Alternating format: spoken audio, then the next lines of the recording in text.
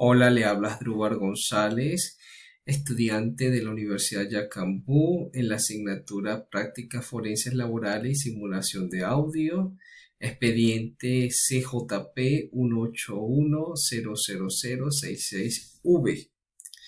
Estaré conversando el día de hoy sobre las, los medios de pruebas y las formalidades de las demandas.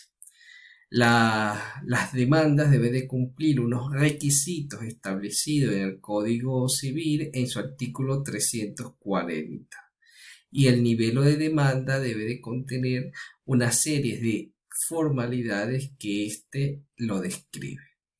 El artículo 339 del Código Civil refleja que el procedimiento ordinario comenzará por la demanda, que se propondrá por escrito en cualquier día y hora ante el secretario o ante el juez. Es decir, que la demanda es el inicio del proceso en el proceso civil y ésta se va a interponer ante el juez o el secretario.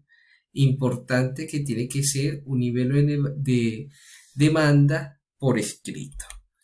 Y este nivel debe de contener una serie de requisitos que lo exige la ley, como la indicación, la naturaleza del tribunal donde se va a interponer la demanda, la descripción con el nombre, apellido y domicilio del demandante y del demandado, de las partes. Si el demandante o el demandado fuera una persona jurídica, debe de contener la denominación o razón social y los datos relativos a esta.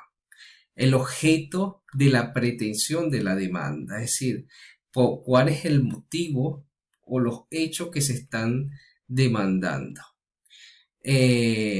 La redacción de los hechos y fundamentos de derecho, donde se infringe la norma o donde se plantea en la descripción del escrito donde se está infringiendo la norma, los instrumentos en que se fundamenta la pretensión, es decir, aquellos entre los cuales se deriva el derecho deducido y los cuales deberían producirse con el nivelo.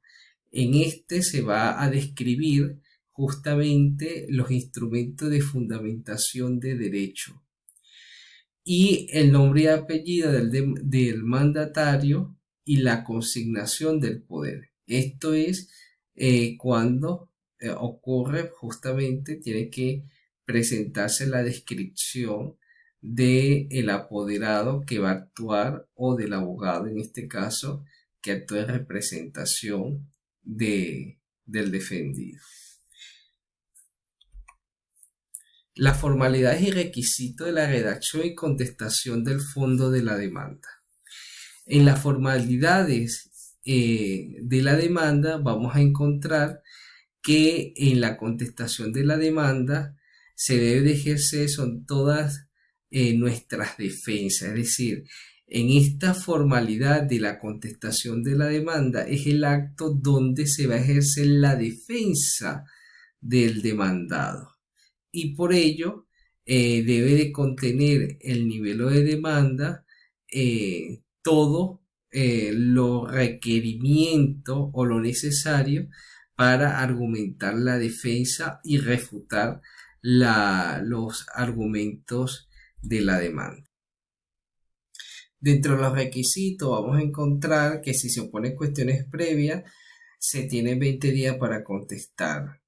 Y de realizarse o de ejecutarse estas cuestiones previas, el resultado es que de esta incidencia el juez decide si va a continuar y quién no continuará durante el proceso. En el artículo 361 del Código Procesal Civil establece que la contestación de la demanda deberá expresar con claridad si la contradice todo o parte. Es decir, es necesario en esta contestación de la demanda que el demandado haga claridad sobre si va a contestar de manera total o parcial de los argumentos que le están acusando.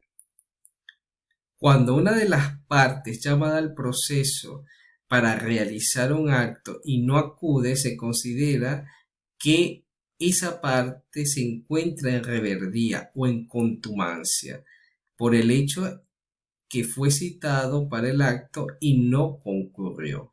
Así lo establece el artículo 362 del Código Procesal Civil. Las formalidades y requisitos de la redacción de escrito y promoción de pruebas.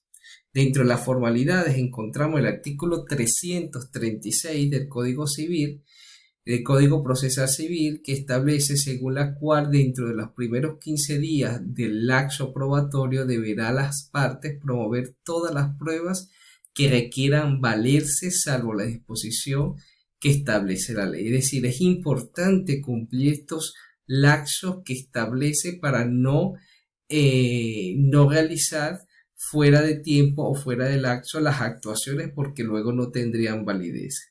Dentro de los requisitos encontramos la promoción de las pruebas, está sujeta al cumplimiento de diversas condiciones del orden intrínseco y extrínseco. Es decir, que las pruebas tienen que cumplir una serie de parámetros para que puedan ser consideradas válidas.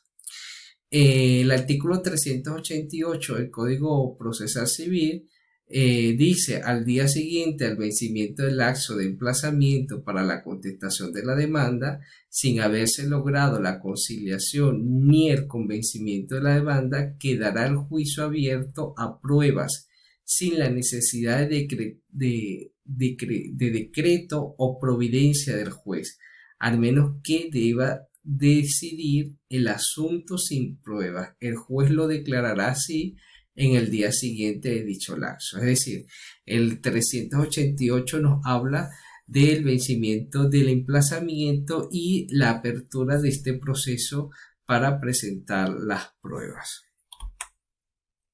La modalidad y requisito de la redacción de escrito de recurso de apelación.